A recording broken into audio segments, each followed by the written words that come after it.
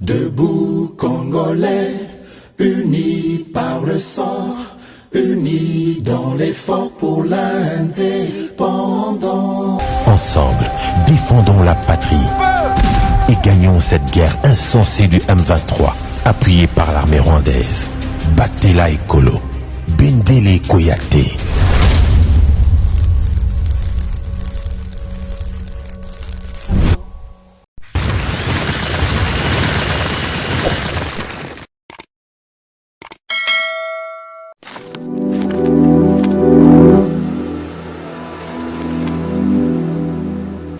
Voilà, Mbote na bande koban sur la GKM Télévision, boye imala une fois de plus na chaîne Bino Mingi.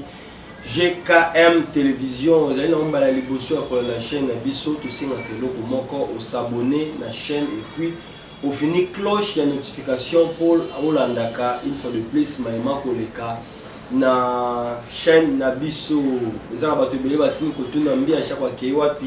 Na zali kasi tous avons un plateau T, parfois on descend sur le terrain pour la kolandela ba matali actualité ya mboka ndenge zali kokende na zali ngai moko te nous zali komona lola zali na sengo makasi après moi mikolobele ya kwamba ni de pesi wa mboka samba olonga na plateau na ngai na zali ya kopesa mbote mwana mboka samba mbote mwana mboka shap boni balobi do sacré petit mobulu depuis le départ ya Moïse Katumbi. Bon, bateau bakokotisa mobulu na union sacrée eza bateau baza lokola batop, mais sinon pas union sacrée na vision président de la République ya lansaki union sacrée ezocontinue koexister ndenge vision ya président de la République esengi, sauf que bato oyo bazali kopartage vision wana te baza kooblige ya kobima polele na makambo na bango.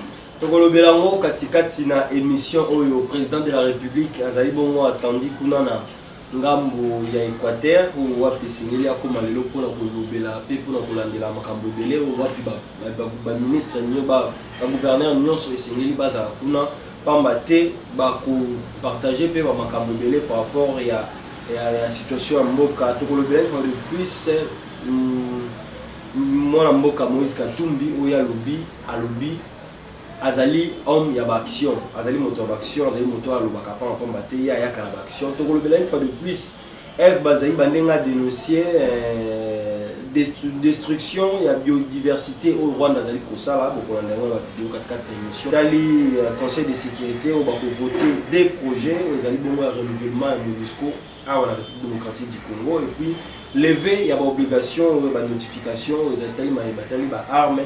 Donc le Bélango 4 émission Oyo et puis on parlera ici pro Tata Raphaël les autres en tout cas après tant de recherche toujours une fois de plus na stade Tata Raphaël stade Oyo et Bundama qui va combat il y a 1974 ils allaient vraiment abandonner à son triste sort to éviter ils allaient manque il y a mbongo ezate ou ils allaient manque à volonté stade wana ils allaient vraiment abandonné le automoni rénovation et stade des martyrs et s'il kobonga bien sûr dans le salle facilité to moni na katanga na stade Kiba Sabaliba pour na s'il kobongisa mais ça là qui imbangu rien que financé na gouvernorat ya katanga mais ça là qui imbangu mais stade Tata Raphaël qui no lelo et comment ndaku ya bashege on en parlera une fois de plus dans cette émission.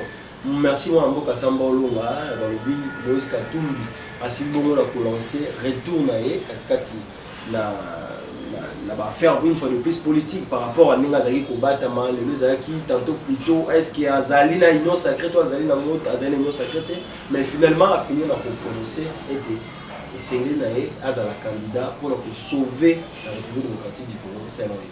Bon ndegombi ya chako na kanisi une fois de plus ba Congolais oyo bazalaki peut-être poser là quelque chose de la part ya monoko ya Moïse Katumbi nde mutu bakozala surpris mais na kanisi ba Congolais conscient oyo bazwaka temps ya koanalyser comportement ya acteurs politiques nyonso na scène politique congolaise bayebi que eza nango nouvelle ya sikate c'est-à-dire oyo Moïse Katumbi akokosala sikoyo ezali déjà oyo bato ebele basi bayebaki ke akofinir par kosala yango. Sauf que hier, à Kanisa, il y a joué hypocrisie, alors que les Congolais ne sont plus à ce stade-là où le Moutaboui peut battre les Congolais sans qu'il baille. Moïse Katumbi aujourd'hui a le courage de quitter l'Union sacrée. Mais c'est une aventure de mauvais goût ba Congolais oyo baza conscient ya ndenge gouvernance et fonctionnaka. Ba Congolais baza conscient na oyo tobengaka ba engagement en termes ya ba plateforme en termes ya gouvernance. Ba yebi que lorsque le président de la République a lancé qui appelle pour la création de l'Union sacrée, Moïse Katumbi bakangaki na makasité. Tant que lancé l'invitation, Moïse Katumbi pouvait prendre ou laisser. Mais nous étions surpris de voir que Moïse Katumbi, qui n'était pas un enfant, qui a accepté d'adhérer à l'Union sacrée, par la grande porte, na moment où il y a monaki qui makaboza ko salima na Union sacrée za ko sepelisa été a sepelaki asala na politique ya Autriche. Ce qui est une grande déception pour les Congolais, ça qui ma Congolais n'ont pas dit que Moïse Katumbi n'est pas avec Tshisekedi. Mais Moïse Katumbi n'avait pas le courage de le faire. Parce que les lots, azoti kabatembele na qu'est-ce que c'est. Ndeko na linga rapena ko kundola mingi. Ba ministre, ba zawana, ba député provinciaux, ba député nationaux na ba sénateur. Soko landi monoko ya Francis Kalombo makamazo lo bezula kisaki. Ensemble pour la République n'est pas un parti politique, mais ezali je ne sais pas ce que tu peux dire dans une entreprise privée de Moïse Katumbi. Comment parti politique est organisé? Oui, et puis les membres basés dans la parti, dans la plateforme, ils sont conscients. C'est-à-dire qu'ils sont agir, en âme et conscience, basés dans l'idéologie, ils sont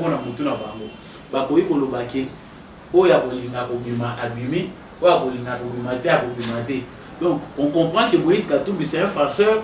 Ce qui Moïse Katumbi a solo un président qui s'assume. La première des choses, lorsque lui quitte l'Union sacrée, il n'y a qu'à la Mukanda. Oye bisaba membre ensemble. Oyo bazali na gouvernement.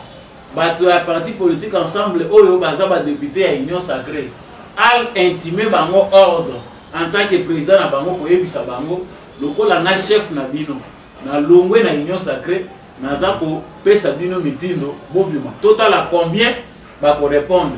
Mais pour comprendre qu'un hypocrite reste un hypocrite et un farceur à ce pays, abimiye moko. Mais atiki batuboye pour batunaye mususo batikali na kati baza ko luka bambongo ya ba campagne ba wele la nanu ko za bambongo. Moi je demande au président de la République de mettre de côté tous les ministres d'ensemble qui ne se prononcent pas. Parce que si on parle de l'auto Belalikambo est vraiment candidature il y a Moïse Katumbi parce que tout le monde a approuvé mon dans l'Assemblée a approuvé. Bien sûr, tout le temps en vidéo il y a moi Mboka Moïse Katumbi et puis on se retrouve tout juste après.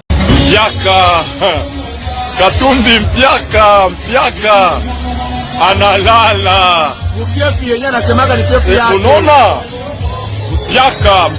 mpiaka fachi beton demokrasi vya kweli iko mu pays. Huyu ni Katumbi mfiefi yake. Mpiaka ya vya kweli. Distingués invités, chers frères et sœurs, avant de laisser le soin au secrétaire général de nous entretenir sur l'agenda de nos travaux, conformément à nos statuts, je voudrais néanmoins, suite à mon interview sur RFI et France 24, vous faire part de mon intention de me présenter comme candidat à la présidence.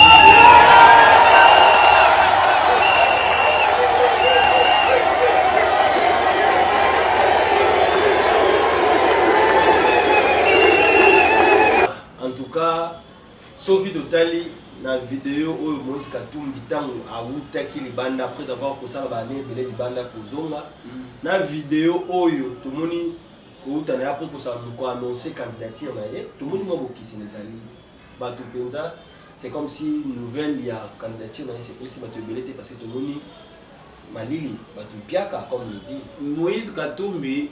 Je pense que Moïse Katumbi a bien profité de la générosité des Congolais. Les Congolais sont très accueillants. Les Congolais sont très accueillants. Oyo aza kosala peut-être semblant ou bien quoi aza na bouté ma malamu ya kovana malamu na bango. Na kanisi Moïse Katumbi a se trompa qui cible pe ba époque. Moïse Katumbi qui a su bien manipuler les Congolais parce qu'aza moyibi moko azo yiba zo funa. Ba miyibi ba kabiliste mususu ba ndeko yiba na Congo. Ba ndeko yeba te ko yiba lokola mpuku. Ndenge Katumbi ba ndeko sala ozo yiba oye ozo ya kokosa batu na mwa muke lokola yonde mutuza bienfaiteur. Moïse a pillé le Congo tout en élevant Mazembe. Équipe, azozwa mbongo na biso ba Congolais azoyiba, azabu enrichir na ngo ba joueur parce que le football africain ne peut pas permettre enrichissement à joueur na niveau où ba joueur bazana ba carrière na. Mais Moïse Katumbi a pris son argent, cet argent là des Congolais. A salé en gros sous a commis Mazembe na stade de Komiwana. Sikoyo lelo parce que déjà malembe politique est comme qu'on rattrape Moïse Katumbi. Football et sa politique était. C'est ça. Moïse Katumbi a confondu le supporter de Mazembe aux membres d'un parti politique. Quand c'est Katumbi de Kochako, c'est sérieux. Tant que ça qu'il ne qui attention. Bas sentiment yo zo mona ya football ya ngote mtezaka na politique. Football ezana ba sentiment na ngo. Ozo mona mutu azana Congo mazo sepela na Messi. Moni mutu azana na Congo mazo sepela na ye na Cristiano Ronaldo. Ozo comprendre. Bato baza awa baza makambo vita imana en même temps ils sont ailleurs. Les sentiments du football ne sont pas les mêmes sentiments que la vie politique. Mais Moïse Katumbi lokola azana mayele ya ba commerçant. Akanisa ke Kongola botika la kaka zoba. Ba Kongolo bandai ko landelo kwa banzinzi. Pour na succès Mazembe, bango wana nde bakoya ko voter. Mais il a confondu les supporters de Mazembe qui sont allés l'accueillir dans mazozonga na mboka ya kanisi ke bato nde bazoya ko sala na président. C'était une aventure. Siko lelo yango nazokoma na bokoma likambo opposant. Siko lelo yo moko moni bien ba vidéo ndenge tozotala mona yo. Mpiaka oyo baloka ya mpiaka congolais alakisi ki congolais na ye. Un juif zambien dans notre pays oyo biso to yambi malamu akomi ko luka ko imposer ba congolais ligne de conduite a fixé la ki biso ligne rouge. Yango nazolo ba mboso koja na baati lukwebo batala ba congolais malamu. Un zambien juif réussi par les congolais bazuye batie na mboka. Le Congo a tout donné à Katumbi. Privé même à certains congolais même maya kumela bazo melate. Mais un étranger reçu au Congo est devenu le roi. Mais cet étranger là lui ils a ligne rouge au boko simbate. C'est-à-dire que biso tout le monde ça la loi pour to respecter Katumbi, il faut to tayango sur mesure. Tout le monde non, loi o so ko toucher Katumbi biso to qui perd voter.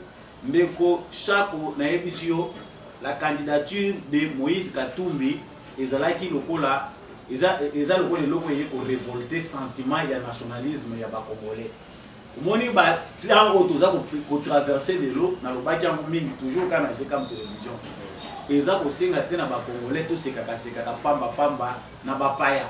To komi na kanda po o to komi lelo outre nos frères oyo baza ba senzi. Na benga bango ba senzi bo excusez na terme ba to ko landa biso parce que moto yo azomona kaka matériel azoye bateki il y a l'avenir il y a aussi des valeurs. Oh il faut qu'on connaît aza lokola mosenzi. Nos frères qui ont soutenu ces étrangers là pour basakana na biso bango lelo mutu bakomisi bakatumbi lokola barwa na mboko. Siko lelo les gens pensent que ceux qui baza ko lobela likambo ya nationalité congolaise eza une exclusive. Oh d'ailleurs eza clair que se basant sur la nationalité d'origine les baza ko lobango Katumbi n'est pas un originaire congolais. Et la question dont on parle ici ne concerne pas seulement Katumbi. Ils ont concerné les farceurs rebelles ou s'infiltrer dans la politique à Congo. Mais les gens comme ça, ils ont courage. Ils ont imposé les Congolais pour les Congolais. Non, pour tout ça, la loi, il faut se référer à Katumbi. Ils vont écarter Katumbi. Non. Si Katumbi était sérieux et qu'il était Congolais, il y a en Europe devant la communauté juive. Pour y aller, il faut que les pas les Congolais ont déjà compris. Sauf que les Congolais qu'il y a quelques jeunes gens oyo sur base de ma considération moi bango mike nde batamboli na yewana cortège au monaki batu bandaye ko sopane belé lelo etikali ya ba 100 personnes 200 personnes lobby au kotambola pamba na zulu baje sort ya Moïse Katumbi comme bandeko belé ba lobby yango c'est la prison. Moïse Katumbi comme d'autres criminels financiers, criminels politiques na mboka na biso place na bango dans la prison, place na bango dans la politique était à mboka. Devant assemblée na ye, devant batuno sozaki na pi batu ba PC maboko pour postuler comme candidat président au quartier du Congo, Moïse Katumbi a pour rappeler comment le billet a zali moto d'action. Alors baramingité mais bayebi déjà banaka la paix bayebi déjà que azali moto d'action. L'action de l'école nini peut-être de éviter Moïse Katumbi de l'autre pour nous ça il ça crée pas pour ça. L'action on a ce que ça action entreprise, je suis d'accord avec lui. Parce que l'entreprise nous investit ça quand ça les actions arrivent à ose la baguette. Mais si ce sont les actions attendues dans la politique, tu dis que je salue la population katangaise, la population bouchoise, qui a boycotté M. Moïse Katumbi, qui est un farceur. Mouto a corrompre les jeunes gens pour embrouiller. Merci d'avoir boycotté ces rendez-vous-là. Ça montre en plus que les Congolais sont attachés à l'aventure de Katumbi. Quand il dit que c'est un homme d'action, je pense que ça va action pour déstabiliser dans nos provinces. Moïse Katumbi partage les mêmes bilans que Kabila. Il est fier de nous tromper dans les documents. Aucun a cité ensemble à le dire que le résultat n'a en tant que gouverneur, et ça pour prouver qu'il est quelqu'un qui a une expérience. Expérience à Katumbi. Katumbi qui est venu dans les néants, Bazou Batie gouverneur. Lui-même nous le dit, Katumbi nous dit que sans Kabila, il y a la politique. Ce qui est les lois côté politique, c'est grâce à Kabila. Katumbi a aidé Joseph Kabila à bien piller les Katanga. Nos frères Katanga ne faites plus la honte de la République.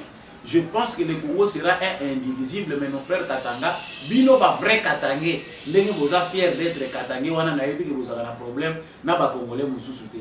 Mais prenez soin de réparer vos erreurs du passé. La Katangé, vous avez identité dans Joseph Kabila.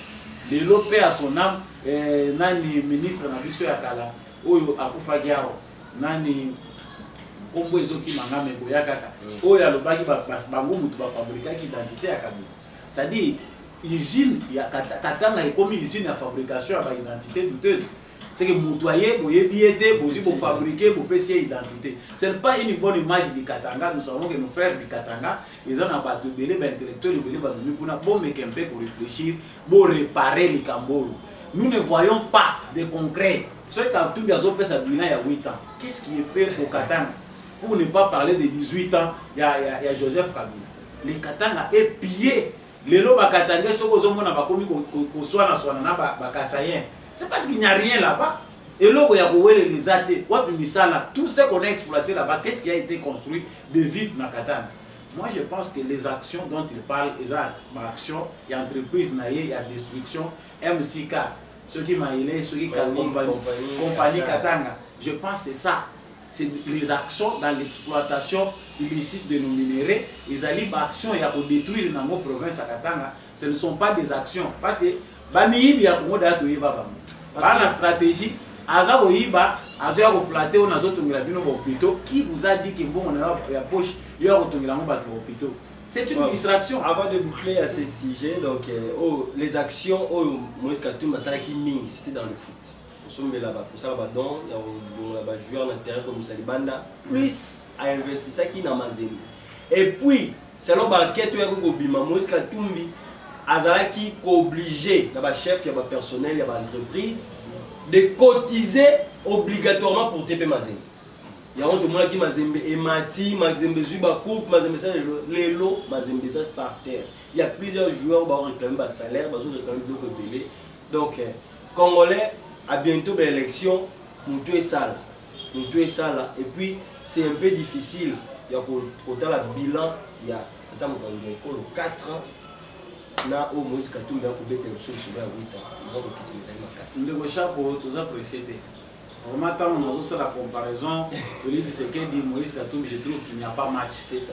Les Congolais normaux ne discutent pas sur un tel sujet.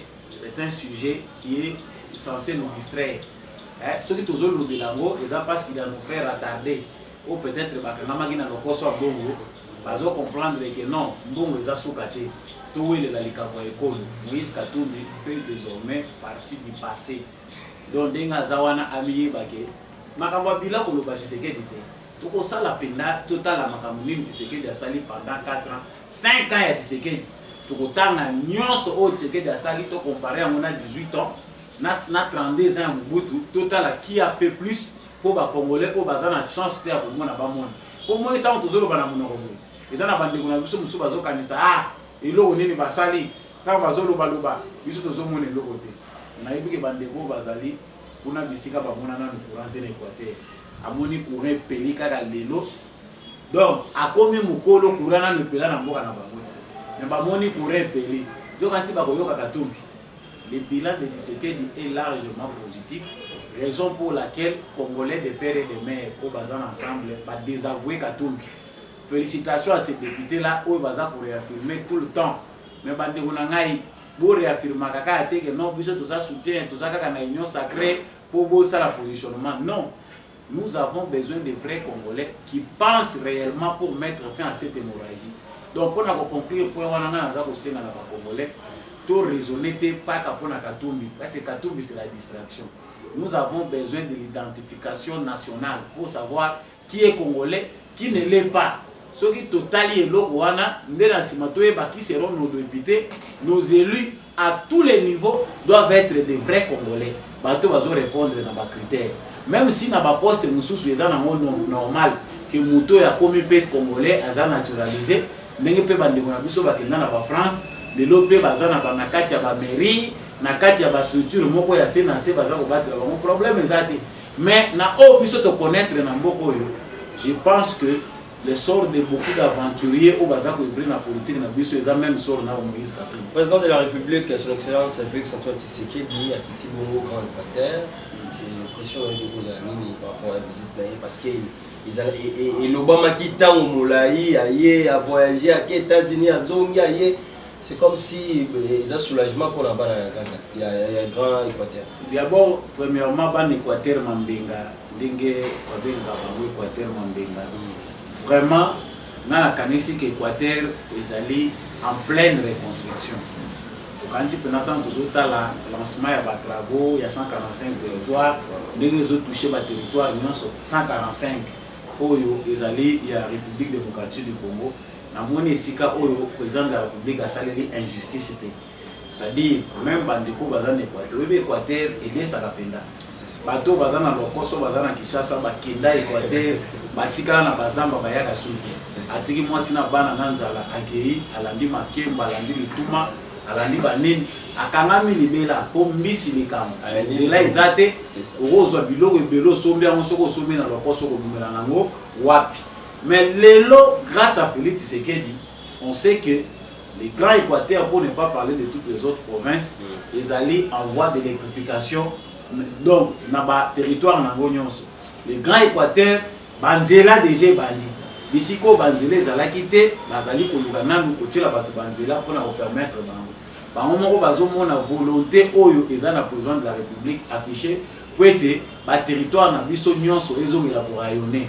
Banzela où ils ont moi pomba bisika où ils ont kokoso batbazo pour collecter président de la République a besoin que au moins moi a besoin ceux qui n'ont se au salle masiko côté mais déjà début et ça les déjà na kanti ban Équateur bazan a raison ya koyamba président de la République avec fierté. Félix Tshisekedi aujourd'hui agit à 10 fils de pays ceux qui ont l'ingino Félix Tshisekedi c'est tout à fait normal dans le Baranzambe. Même Satana, où avec la monaïe a télémélanzan. Ceux qui ont se pris dans Félix Tshisekedi à sur le côté de Ménabissala Malam, ne pas sur du mandoute. Moi je pense que dans l'Équateur, Félix Tshisekedi n'a pas de concurrent. Les restes de Banaba, l'Équateur Mambenga, il faut pas s'aligner derrière la vision du président Félix Tshisekedi. Par là, qui s'est le sous vrai besoin à Bango. Pour dénoncer Moïbi, parce que dans chaque province, il y a un groupe de voleurs, n'a pas agent à freinage, pour balingiter l'activité où ils ont lancé. Et que Nagatina Souka, vous trouvez qu'il y a un réseau de gens, soit par la diabolisation, soit par le découragement, soit par la difficulté pour que les travaux qu'ils ont lancés et ça les mater. S'il y a des vrais chefs coutumiers dans l'Équateur, c'est le moment où le chef de l'État Zokita, dans le Grand Équateur, pour profiter pour nous lever ma cabonionso. Bon, on appelle lumière. Pour ce qui dit, partout il passe. Ici, vous avez un moment où vous avez beaucoup de président de la République. Alors, il faut en profiter. Vraiment, c'est une bénédiction que le président de la République a quitté en Équateur pour l'Équateur. Mais là, on a un bête à c'était pour le président de la République dans le gouverneur en Abisso. Et Belé, bazo diriger la province.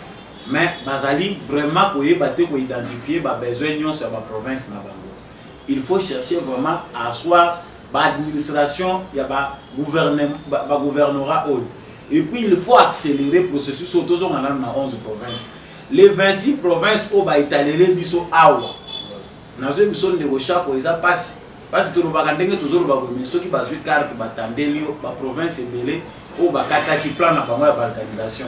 Ils ont même ata na ba gouvernorat baza na ba bureau ya malongate autant ba conditions baza pour travailler eza yangote. Vous pensez qu'un gouverneur dirige une province na Grand Équateur toyoka ki sango awake drapeau il y a Centrafrique baké kotiango na kati ya sol na biso. C'est-à-dire chef ya territoire azawana mais drapeau centrafricain à la place il y a drapeau congolais. Mais vous imaginez que na ba coin wana nyonso autorité à l'état ezati. Est-ce que gouverneur azaka en communication tena ba chef à territoire? C'est qu'on comprend que nos gouverneurs basalaka musala moko ya likolo et réellement ils ne maîtrisent pas la situation de ngezako na kati ya territoire na. Chef de l'état abeta c'était mingi na likambo oyo etali gestion ya ba gouverneur na likambo etali relation à administrateur ya territoire na ba gouverneur batambola bakindaka babisika mususu basimprenyaka bapesaka ba rapport po bisika mususu tozomona kaka administrateur ya territoire azali mais mboka na bisika wana efonctionnera te mboka esi ekenda. Merci beaucoup. Mbote mingi na papa Peintre Gérard Kabea ou après ça une fois de plus temps une fois de plus le soir de qui na bino mbote na papa et puis les allons mbala liboso ya kolanda GKM les allons mbala na liboso zali ko zo information pour la égoïste était partager pe lien na bandeko mususu et ko sala eloko moko ya malamu. Maman Eve Bazaï ba ministre environnement ba benisa ki bongo kuna na niveau ya Canada ou wa pepenaki ou azaki co-facilitateur na matali ou etali mamotali biodiversité mais tout moni maman tant azui maloba en tout cas une fois de plus asili bongo ko monter à créneau pour dénoncer ba Rwanda azali ko sala la République démocratique du Congo to la vidéo et on se retrouve tout juste après. Du Congo. Le Rwanda ne produit pas les coltans. Le Rwanda ne produit pas de l'or, mais il est classé dans la bourse comme producteur de coltan, producteur de l'or. Mais ça sort de l'ordinaire. Nous sommes tous des pays civilisés. Nous devons respecter nos engagements. Le respect de la souveraineté de la République démocratique du Congo, le respect de l'intégrité territoriale de la République démocratique du Congo. Nous sommes un pays ouvert à la paix. Il y a plein de Rwandais qui sont en République démocratique du Congo, qui sont nos frères, qui sont nos sœurs. Ici, je n'épingle pas la population rwandaise, je mets en exergue le comportement des dirigeants rwandais. Parce que personne ne va déplacer le Rwanda là où il est, personne ne déplacera le Congo, nous resterons des frères, mais nous devons changer, sanctionner les comportements des dirigeants qui n'ont d'esprit que de guerre, qui n'ont d'esprit que de perturber l'ordre au niveau de la région des Grands Lacs. Voilà, c'était ça notre message. Voilà, on est de retour. Moi, Mboka, Rwanda, Azali, Moko et Biloko et BBC, Makasi, la République démocratique du Congo, presque dans le domaine.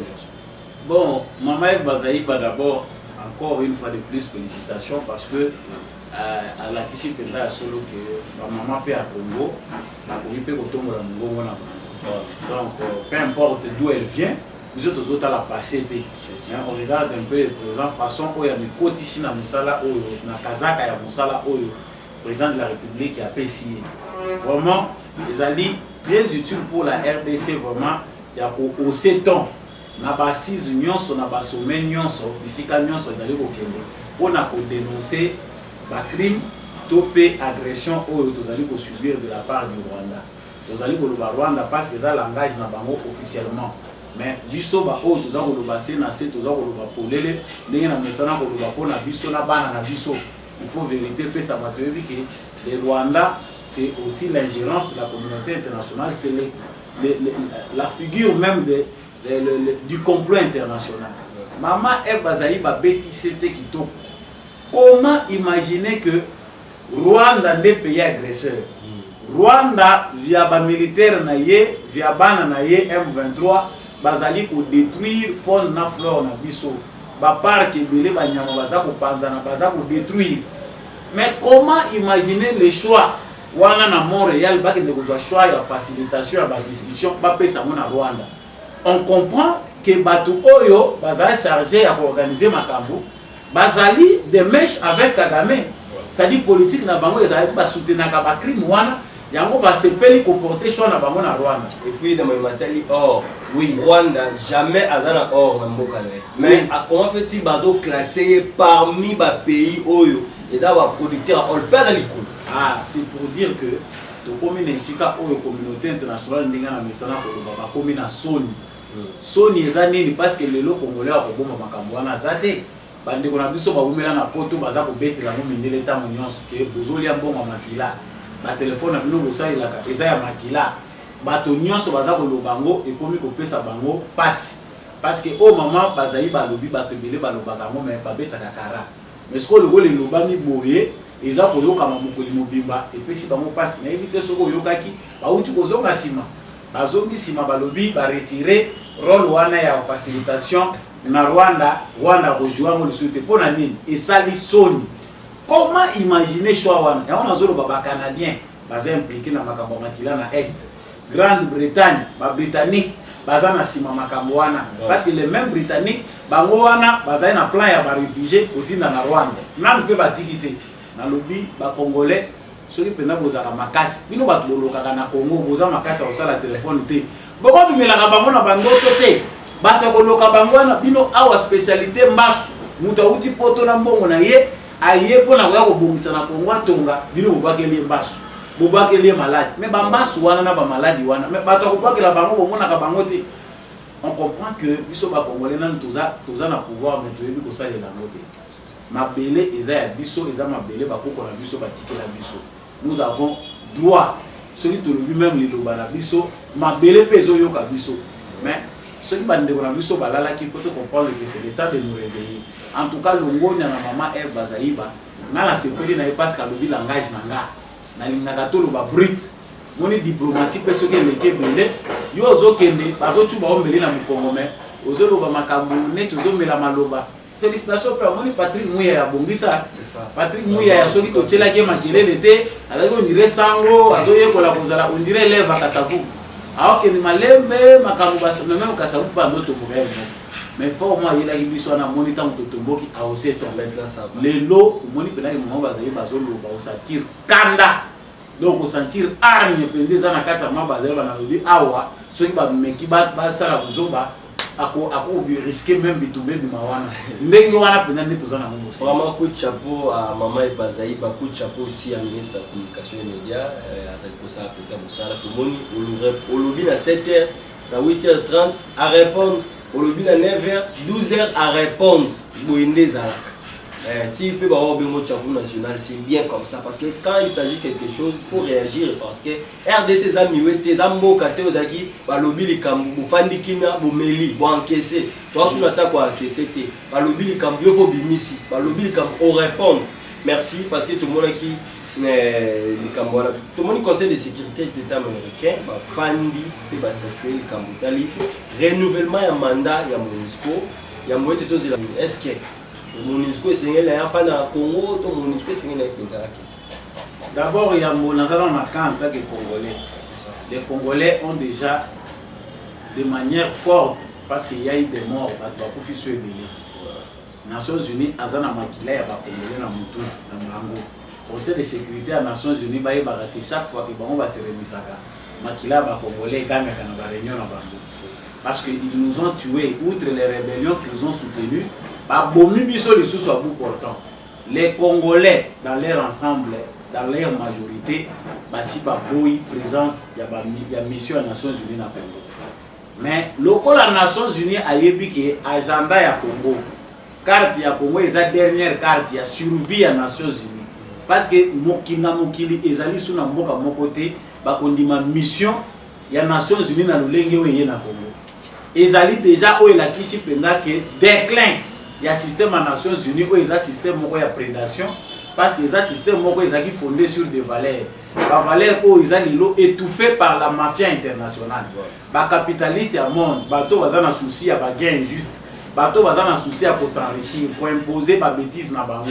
Ba jui système à Nations Unies en otage, ba commission yango instrument na bango ya opprimer nango bato na mokili. Yango moni ko eleki na Congo eza illustration moko claire ya o ezali prédation ya na système ya Nations Unies. Biso ba Congolais aussi to boyi présence ya mission wana awa. Mais le la Nations Unies atali ba moni ke soki to bimi na Congo et que to réussir te ko mener action moko positive o eko ko kende na sens ya ko réparer préjudice to causé na ba Congolais histoire ya Nations Unies abu ya parce que to ko tikala ko intervenir bisika moko te yo moneki na Ukraine kuna batineli ba Nations Unies. Et pourtant, les militaires basés belé. Il fallait pas s'en aller. Mais on a besoin de autant. États-Unis ont apporté soutien à la France. Pour la nini, baza otinda unité parce que kuna pe population est en danger. C'est pour comprendre que même les Ukrainiens baza na confiance ya unité. Ya on tozolo baba bazo kota ba réunion na biso. To sengi na tata mokonzi ekolo. To sengi na ba porte-parole. Il y a l'État congolais, ba représentant na biso na Nations Unies. Changer le ton. Tout le monde dit on va essayer de changer à solo. Mais il faut dire encore les choses de manière très claire. Ce qui va kolongola embargo te. Batika pourquoi ça biso régime à notification. Non, c'est faux. Ils ont embargo moko voilé. Oyo bazolinga koloba clairement te parce qu'ils ont tous assisté na complot oyo ya ko exterminer biso. To profiter na ba richesse na biso. On a assez grandi, to kufi mingi. Ba o lelo aussi te comprendre nous sommes révoltés. S'ils ne sont pas prêts, il y a un embargo oyo baza kotier la Congo. Je pense que il faut que vous sachiez clairement parce qu'il y a quelque chose qui risque de se passer au Congo que le gouvernement congolais ne veut pas gérer. Oyo même Nations Unies a pas gérer. L'esprit à mboka la Congo déjà l'esprit non se tombe. Personne ne s'attendait que la manifestation d'envergure le cas où le cas qui n'a pas mois passé na Bagoma Bukavu ailleurs contre la MONUSCO et Koko Salema. Le peuple congolais a donné son ton, a fait un signal fort que ça suffit. Mais c'est comme si le Kola Baza tellement aveuglé dans le gain injuste, Baza arrivé sur à comprendre qu'il faut pas arrêter. Le gouvernement congolais aussi ne doit pas penser que nous sommes sous contrôle dans le Il faut traduire ce que les Congolais pensent réellement. Parce que ça n'a pas événement va contrôler la gâté. Il y a risque que à cause de la saturé, les Congolais vont agir de façon gérer. La patience a ses limites. Il faut que les Nations Unies, ceux qui a solo bazana ba Congolais, ceux qui balingi qui va conclure mission na bango na Congo na lolenge sengeli, lever l'embargo pour ils ont peser sur le Congo. Makambo mindoki. 2. Si les militaires des Nations Unies sont encore là, bazala ba spectateurs baza la ba touriste te to bengi bango batonga ba tante ba soldat te ba évacuer kaka ba blessé de guerre te ba kende ti na frontière ya biso na Rwanda. Je pense que la bonne position que peut prendre l'ONU lokola ba frontière wana mtezo poser problème dans un premier temps on va ba bima parce que tout le monde ba comme des forces l'ONU est là. Ils ont posé problème, il y a confiance dans les Congolais. Les Congolais va dire que la force ne se yaka et occupent la bus et ça là de l'autre côté. Les Congolais sont aussi dans la méfiance totale de la force régionale. Si ça s'est fait, c'est parce que notre gouvernement ne paie rien. Merci de soulever question, soulever le mot bien voilà au pays parce que par la force régionale kenene le moni ba se déployer ti na niveau de la frontière. Ba ba komi na ba ko aider ba to kotindika ba mituka, kotindika ba pusu, kotindika ba biloko ebele. Est-ce que musala ou armée kenyenne to armée force régionale et là qui na kati ya Congo. Les alliés à défendre mboka to ya ko aider population, comme ko aider population na kamusu. Nous avons alerté dès le début parce que tout le monde est clair. J'espère que vous allez comprendre. Certainement. Les Congolais, les Congolais se méfient de la force régionale sur base des résultats de la MONUSCO. Sur base de la voisine dans l'ensemble, les va profiter de la peine de la richesse de manière illicite. Les Congolais n'ont plus confiance en personne. Alors, le Kola, tout ça, tous en Akati à continent, tous en région, tous en d'une certaine manière obligé de retrouver toujours moins solution d'ensemble. Il y a un gouvernement à la limite, avec vigilance, va accepter que force régionale est. ya on a beta qui s'état dans le but likambo ya angel likambo ko la vigilant force régionale yé a comme ba photo Monisco yaka une année 2 ans 3 ans 4 ans 5 ans 6 ans 7 ans 8 ans 9 ans 10 ans oui titre comme boye moi na botamaki na air Monisco yaki botali âge a commis ici école oui bi que eso pesa na canal de Bocha ya on a zo beta c'était na gouvernement na biso président de la République. Il faut beaucoup veiller pour que cette mission là va mener biso na distraction parce que bango ambition na bango communauté internationale comme ils ne visent que les intérêts richesse à Congo ne muteza ko sepelisa bango ils auront tout intérêt à vouloir prolonger les choses tala bango esali makambo na bango ba bimisa ka agenda na Luanda balobi ke na Luanda to lobi retrait M23 date telle to lobi ba ko désarmer bango date telle to lobi soki ba se désarmer te ba chef d'état ya région déjà yango ezada ko bela lahi na lobaki attention timing na bango baya kolekisa te parce que plus bazo benda mikolo ce sont eux qui en profitent. Le Kenya a des intérêts au Congo, le Rwanda a des intérêts au Congo, l'Angola, l'Ouganda, tous ces pays-là.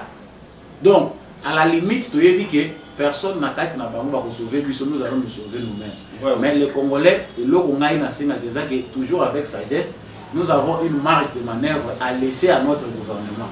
Faisons aussi confiance à notre chef de l'État, ou à un bon diplomate, parce que l'autre Monique a démystifié Kagame.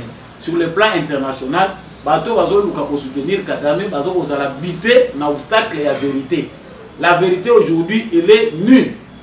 Vérité lelo mutu moko ta kote melango. Yozo moneza sous pétété. Baza ceux qui va meki ka ko bimisa soutien wana na Rwanda. Côté nyonso ba congolais baza batelemi ko moni bazongisi. Voilà, population nyonso basengi na gouvernement a rappelé na ba force régionale musala oyo bango ba eli na Congo. Et non, pas comme on s'en parce qu'ils sont venus ici pour défendre RDC. Bah et à pour Kimia, mais modèle au comme au Kenya nango, donc ba photo de Jebani, au moni binomo. À lire place de Zokende, to éviter. Pour tout ce qui ça émission les lots en tout cas et ça qui passe ici, to m'équipe un peu pour revoir au Tala stade Tata Raphaël où ils allaient vraiment abandonné totalement. Les lots stade Moko où ils sont utilisables, on parle ici à Kinshasa, stade car Moko est utilisable dans makambo nyonso. Match dans stade des Martyrs, concert dans stade des Martyrs, nyonso et comme campagne dans stade des Martyrs, tout se passe dans stade des Martyrs. Oui, ils ont bien qu'on a bijoux, mais pour protéger Europe, ils ont comme on tu à stade du 20 mai, il faut quand même qu'on ait que match nous sous le bêta et bêta pekuna. Concert nous fait bêta stade des Martyrs, non, on les perturber championnat national et bêta la mope na Tata Raphaël. Pourquoi stade ils allaient abandonner le niveau là? Ils ont manque, il y a posé un bon moto, manque à volonté. Bon, tout d'abord, Ndeko Chako na Kanisi, ils ont monté malam parce que les lots sur le plan sportif à venir les athées pour la balle dans biso. La infrastructure sportive aujourd'hui RDC a vraiment assis.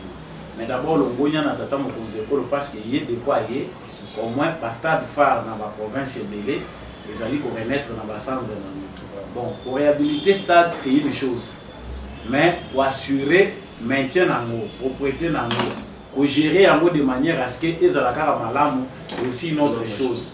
Parce que au lieu de stade Tata Raphaël, tous autres la gestion à stade de Martin, tous autres la gestion à stade Bonagnon. Est-ce que le ministre des Sports bazali vraiment na vision wana ya koyeba ou installer makambo de manière à ce que l'infrastructure na biso sportive est à la gérer de manière convenable et que même s'il y a des recettes où ils allaient kokota et profiter dans le trésor public de manière à ce que bato o baza ko travailler pour na baza la payer régulièrement. Parce que partout, que ce soit dans l'espace public, nous avons ces problèmes-là d'entretien, de gestion. Au moment où immeuble le gouvernement, mais entretien, nous avons papier yango nomoni a komboli pembeni asundoli yango pourquoi azosala musala na kanda bafuta kayebeki oyena parler du peuple otali bato baza ko kombola place wana parler du peuple evandi si siège ya Sénat na Assemblée nationale parlement congolais à la Rapuna mais otali entretien et ça le makabandambu ndambu mais otali bato baza na bango ebele pourquoi bato baza ko zo ba salaire ebele na kati baza ko se soucier te na bato baza libanda Ce qu'on a libanda à parler du peuple, n'a pas c'est ngayo que nous avons image libanda à parler du peuple. Si nos députés sont raisonnables, bazana mawa congolais, mais la misère des Congolais est palpable, libanda à parler du peuple. Ba fazer balala kawana, ba clochard nyonso bazawana, ba musuba ya kosokola mai kaka libanda wana, ba ba les obeta mawana, la vie des Congolais sur tous les plans et comment libanda à parler du peuple. Mais yo bimina dit pino simi zelo ki. Police a Katelio Sali, aux mois 2000, ceux qui 1000 francs au PCA, au Leki, au KI. Le besoin servir le peuple. Mais la police va en apporter na bino awa. Beaucoup s'assurer que base de sécurité à malam et permettre bango que batandaka maboko te za soni. Institution munene wana batu bazaka kotandaka maboko obi que culture à mendicité comme. Donc pour la raison na sujet na yo, le stade Tata Raphaël les stade moko historique. Ndenge ozolo bana biso to botamaka te mais ndenge tozoyoka masolo moni ke combat munene ya siècle Ali Foreman et bundama na stade wana les images existent jusqu'aujourd'hui et ça stade moko bako abandonné te il faut que ministère parce que ça fait les gama budget les loba priorité c'est belé na Congo mais ceux qui peut pas toucher mon pote baki ba réhabiliter mais ceux qui va toucher il faut faire une chose mbala moko et là monga na za okamu ailleurs ceux qui baza pour réhabiliter loko moni ezo salema omoni pendant que loko solo ba réhabiliter stade wana Tata Raphaël ceux qui le loba ba réhabiliter on a ba normes modernes et ça stade ya kitoko ya malonga mais chez nous tu habite molimo freinage ceux qui butaka wapi iloko bandaka kaka mikakata noté kokata na même si on devait parler même du stade de Martine mais ça là ils ont que normalement na financement Tata Mokombe la pesaki normalement ba place nyon sur singela qui va quitter ça mais jusque là